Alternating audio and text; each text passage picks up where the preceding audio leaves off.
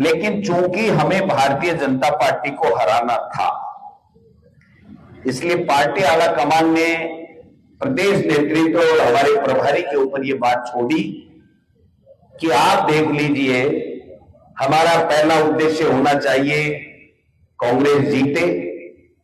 हमारा दूसरा उद्देश्य होना चाहिए कि इंडिया गठबंधन जीते, और हमारा तीसरा उद्देश्य, ये दोनों अगर पूर्ति नहीं हो रही हो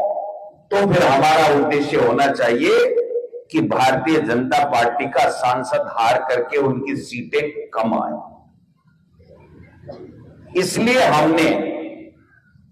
जब गठबंधन भी नहीं हुआ, कांग्रेस भी जीतने की स्थिति में ये नेता बैठे, तमाम जितने नेता बैठे हैं,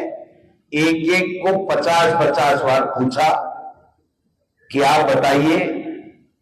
आम आदमी को पूछा नहीं जा सकता, इनको कहा कि क्या बताइए, आप कांग्रेस पार्टी को जिताने के लिए चुनाव लड़ना चाहते हैं, लड़ेंगे? सबने हाथ खड़े कर दिए कि नहीं साहब, क्योंकि जो स्थितियां पैदा हुई थी उसमें आपने देखा होगा कि उसी नेता को हमने सब कुछ दे रखा था, और वो नेता जब चला गया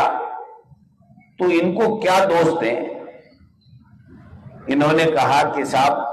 कैसे भी बीजेपी को हराओ, जो हमारा राष्ट्रीय नेतृत्व चाहता है और जो देश के हित में है, लोकतंत्र के हित में है, वो काम हमको करना चाहिए। और हमने पार्टी आला कमान से सहमति लेकर के प्रभारी जी ने और हमने प्रदेश कांग्रेस कमेटी ने यह निर्णय लिया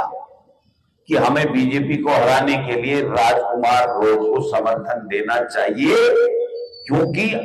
बीटीपी या बाप हमेशा एक बात कहती रही है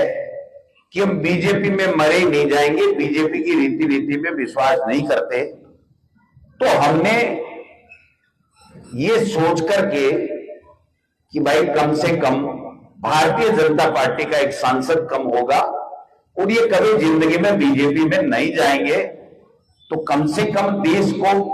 विभाजन करने वाली ताकतों को मजबूती नहीं मिलेगी। ये तो था बैकग्राउंड हमारा एमपी में देने का।